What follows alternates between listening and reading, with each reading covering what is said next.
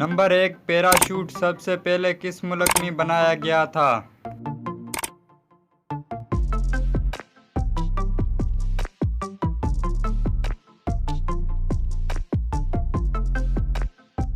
जवाब है फ्रांस में।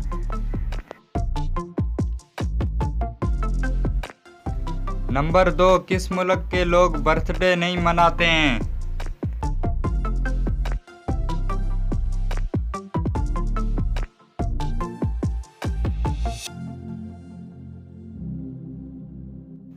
जवाब है जर्मनी के लोग। नंबर 3, किस शहर में सोना सबसे सस्ता होता है?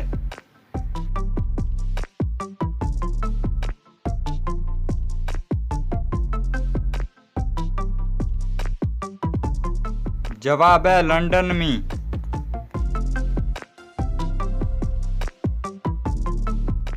नंबर 4, किस दरख्त की लकड़ी सोने से भी महंगी होती है?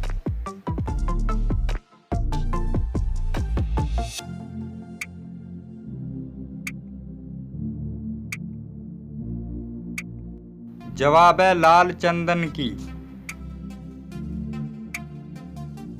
नंबर 5, ऐसी कौन सी चीज़ है जिसे लोग खाते भी है, पीते भी है और जलाते भी हैं?